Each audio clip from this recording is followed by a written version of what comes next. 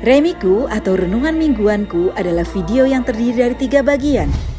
Bagian pertama adalah pembahasan permasalahan pada saat ini sebagai pengantar. Bagian kedua adalah pembahasan kitab suci yang berkaitan dengan masalah tersebut. Bagian ketiga adalah doa sebagai penutup, dan ini adalah salah satu video Remiku. Saudara-saudari yang dicintai Tuhan Yesus, kita berjumpa lagi dalam Remiku. Pada saat sekarang ini, di mana-mana banyak kita lihat, baik di media massa maupun di media sosial, serta teknologi yang semakin canggih ini. Mengapa orang cinta uang? Karena uang dapat membuat apa saja yang diinginkan, dapat membeli apa saja yang dikehendaki.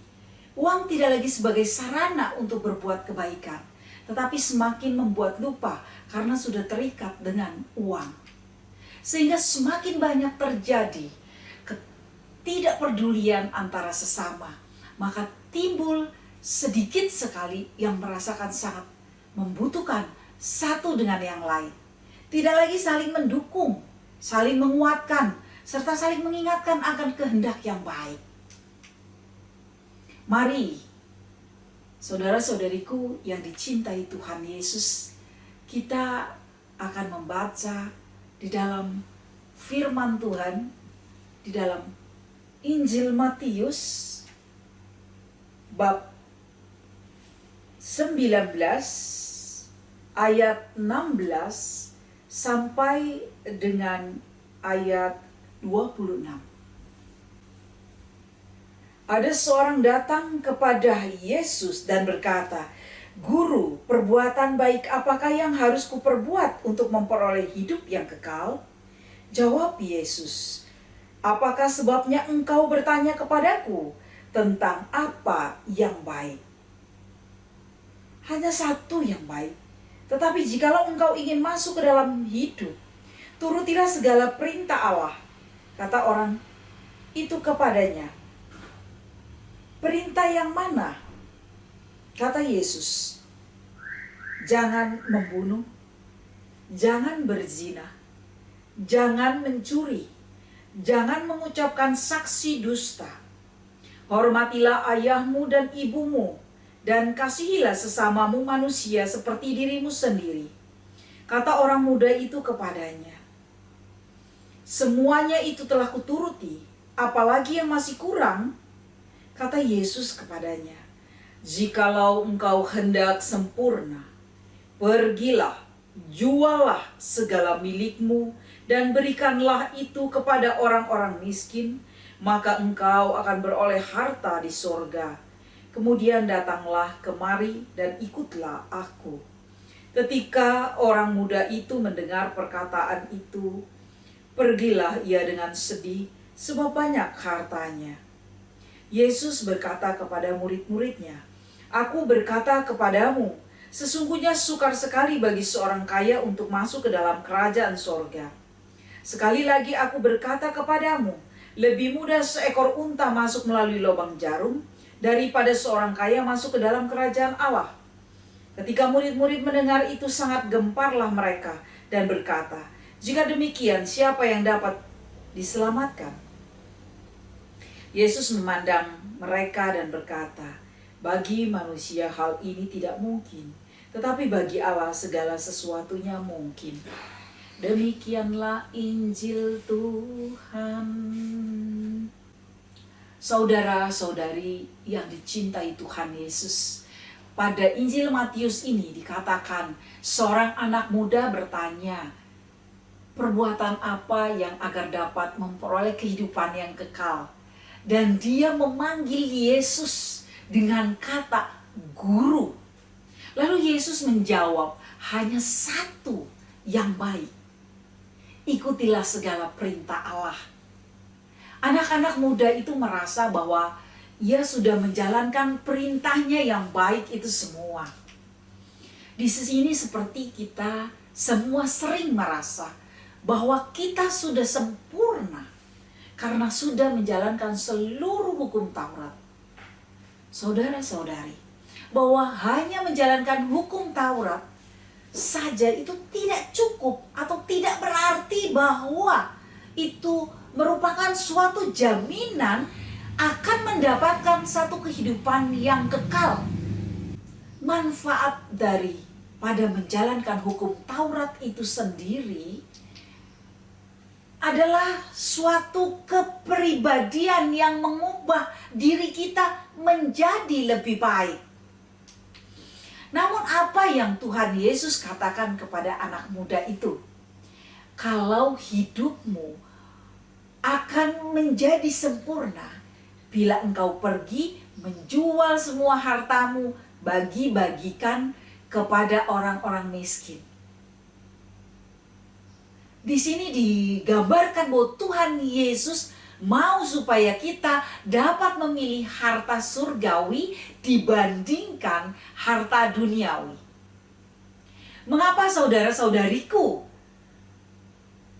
Karena seringkali bila kita sudah memilih harta duniawi, maka kita akan sangat terikat dengan keduniawian, dan itu membuat kita sulit terlepas keterikatannya, dan ini sangat membahayakan kehidupan kita. Banyak contoh saudara-saudari perihal ini. Banyak yang membuat uang bukanlah merupakan segala-galanya, walaupun itu di dalam dunia dibutuhkan. Seperti contoh seorang sahabat saya yang sangat kaya sekali, dia mau beli apa saja bisa, mau kemana saja bisa, mau makan apa saja apalagi sangat bisa, saudara-saudariku. Mempunyai banyak teman, serta disukai banyak orang, dan semua mau dekat padanya. Saya melihat sepertinya ia begitu happy, begitu bahagia, begitu bersahaja kelihatannya. Dan saya melihat itu sangat sempurna. Saya melihat itu suatu yang lengkap sudah. Namun apa yang terjadi? Suatu saat ia seperti orang yang kehilangan kendali dan ia merasakan putus asa. Mempunyai banyak teman dan disukai orang. Banyak orang yang suka, semuanya mau dekat padanya. Bahkan seperti ya pada nempel semua begitu. Tetapi karena dia merasakan satu keputusasaannya di dalam kesendiriannya, dia merasakan suatu betapa sepinya. Kesepian yang dia rasakan, jiwa yang kosong. Dia ternyata terjerumus untuk mencoba untuk membahagiakan dirinya, untuk merasakan sukacita pada dirinya.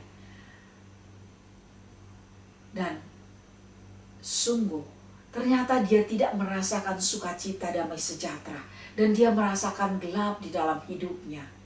Dan dia merasakan jauh dari Allah. Dia merasakan jauh dari Tuhan Yesus. Dan dia merasakan dia tidak berarti dan tidak berguna. Walaupun apa aja dia punya, teman semua mendekatnya, tetapi dia merasakan kesendirian. Dia merasakan kering dan hampa. Saudara-saudari, sebenarnya dari kisah ini ternyata uang bukanlah segalanya. Uang bukanlah membuat dia menjadi bahagia. Dan di sini Allah tidak pernah membatasi seseorang untuk kaya. Tidak. Karena Allah memberkati setiap kita. Artinya Allah memperbolehkan kita untuk kaya dan hidup berkelimpahan. Namun ada dampak yang harus diperhatikan dan diwaspadai. Jangan sampai kita lupa ingatan menjadi lebih mencintai harta daripada Allah yang memberikan hartanya. Maka kita diingatkan. Ingat, harta tidak membawa keselamatan. Harta tidak menjadi kita selamat.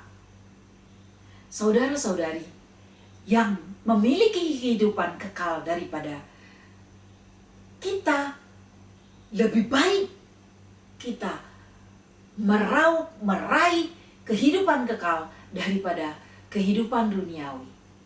Sehingga melepaskan dari keterikatan tentang keduniawian, tentang kekayaan, itu kita lebih mudah. Dan memang kalau kita sudah melepaskan itu, kita lebih bisa mendalami, lebih bisa kita mengikuti. Maka kehidupan kekal itu dapat diperoleh sebagai berikut.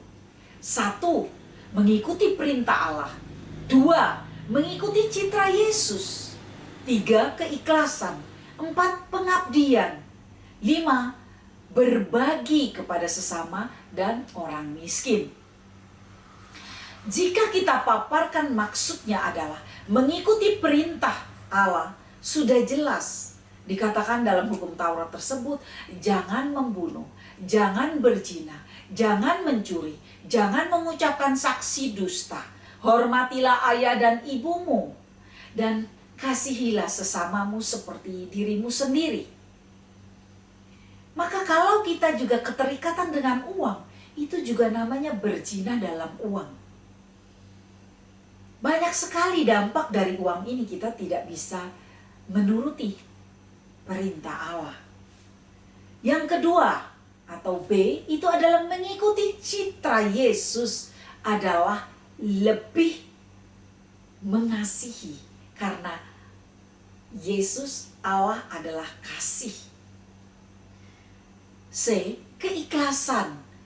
Yang dimaksud dengan keikhlasan adalah setiap melakukan pelayanan, aktivitas, karya, apapun, di dalamnya kita menjalani selalu dalam tanggung jawab dengan sukacita tanpa bersungut-sungut. Pengabdian nomor 4 atau E. Pengabdian itu adalah merupakan kita menyerahkan seluruh kehidupan kita kepada Allah dan kerajaannya. F itu adalah berbagi atau 5, berbagi. Berbagi itu mempunyai suatu empati tentunya. Itu merupakan suatu basic atau dasar yang ada di dalam diri kita yang tinggi. Empati itu hidup dan menjadi suatu empati yang tinggi terhadap seluruh makhluk ciptaan Tuhan. Kehidupan kekal tidak berbicara soal kemampuan kita, kemampuan manusia untuk berbuat baik, tetapi merupakan suatu karya Allah yang diberikan serta diterima oleh kita, diaplikasikan dalam kehidupan sebagai pengikut Kristus. Sekali lagi, Yesus berkata, lebih mudah seekor unta masuk ke dalam lubang jarum daripada seorang kaya masuk ke dalam kerajaan sorga. Saudara-saudari yang dicintai Tuhan Yesus, jikalau kita hendak sempurna, maka kita harus melepaskan harta duniawi, maka kita akan memperoleh harta surgawi.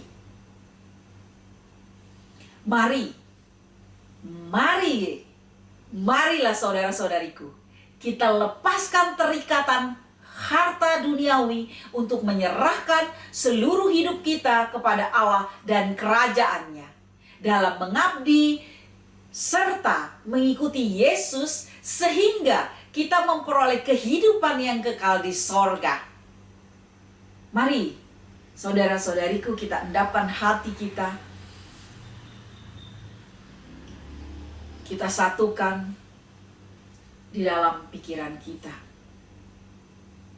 agar kita tidak memilih harta duniawi, karena kita akan terikat dengan keduniawian, dan di situ kita tidak akan memperoleh keselamatan kekal di dalam sorga.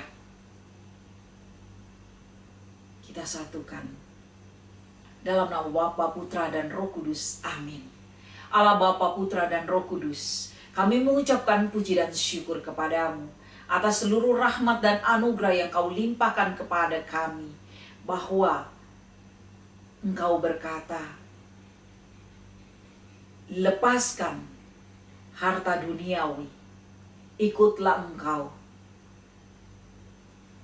jalankan perintah Allah,